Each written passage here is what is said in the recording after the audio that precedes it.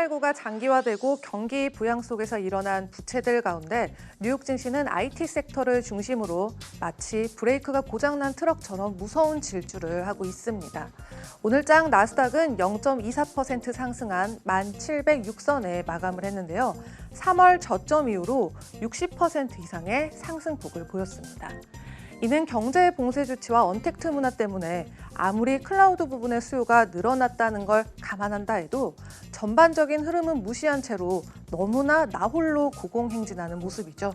그래서 이 양극화에 대한 우려의 목소리가 짙어지고 있는 것입니다. 네, 여기 보시면 1985년부터 2020년까지 나스닥 100과 S&P 500의 비율을 이렇게 확인해 보실 수가 있는데요. 유동성에 대한 차이는 있겠지만 눈에 띄게 비슷한 모습을 확인해 볼 수가 있습니다.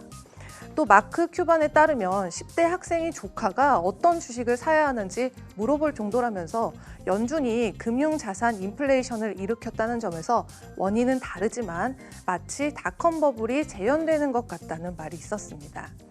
그래서 오늘은 1990년대 말 닷컴 버블과 현 상황의 유사성에 대해서 알아보도록 하겠습니다. 네, 마크 큐반에 따르면 지적하는 부분은 닷컴 버블 당시에는 그래도 5%에서 6% 정도의 안정적인 수익을 올릴 수 있는 채권이라는 대안책이 있었지만 요즘은 그 대안책이나 답이 없다는 점입니다. 또 연준이 시장에 공급한 그 수조 달러의 유동성이 전혀 수익이 나지 않은 상태의 현금으로 무한정하게 남아있을 수 없다는 점도 있는데요. 개인과 기관 투자자들이 0.65%의 수익을 내는 10년물 채권, 그리고 수익이 1% 채 되지 않은 주택 저당 증권을 매도한 뒤에는 자연스럽게 더 높은 수익률을 쫓아갈 수밖에 없는 분위기입니다. 아무래도 투자자들은 가치나 리스크 혹은 수익보다도 실적을 가장 중요하게 여기기 때문에 현재 11가지 섹터 중에서 하향세를 보이는 산업군이나 원자재, 에너지, 금융주는 또 외면하게 되고요. 흔히 핵 인사템으로 불리고 있는 테크주에 과도한 관심이 집중되어 있는 것입니다. 특히 나스닥 100을 추종하는 QQQ는요, 오늘장에서도 0.35% 오른 264.93달러에 마감을 했는데요.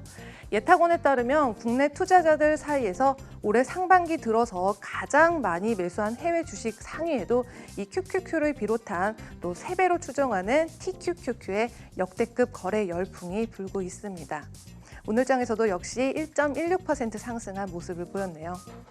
그런데 여기서 중요한 건 경제적인 리스크나 기업 가치 평가, 또 정치적인 요소나 세금 리스크는 반영이 되지 않고 있다는 점입니다.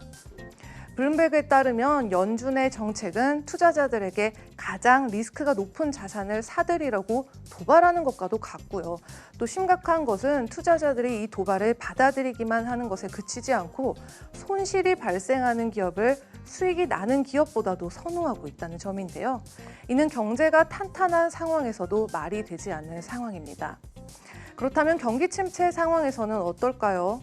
지금까지 증시가 겪어온 경기 침체 상황들을 살펴보면 자산 디플레이션이 시장을 초토화시킬 수도 있다는 것을 충분히 눈치챌 수 있을 것입니다. 이에 투자자들은 연준과 맞서지 말자는 생각을 하고 있거나 아니면 자산 가격 인플레이션을 통한 이번 연준의 노력이 수습하기 어려운 버블 붕괴로 끝을 맺을 수도 있겠죠. 그래서 RBC, 캐피탈 등의 주요 IB에서도 지나친 강세장에 안주하고 있다는 걸 지적하고 있듯이 마구잡이로 이 달러를 뿌리는 것이 그 유동성이 절대로 이 모든 상황을 해결해주는 만병통치약이 될 수는 없다는 건데요. 소외 공포가 모든 것을 잃을지도 모르는 극한의 공포로 변할 수도 있다는 것을 반드시 주의해야 될 것입니다.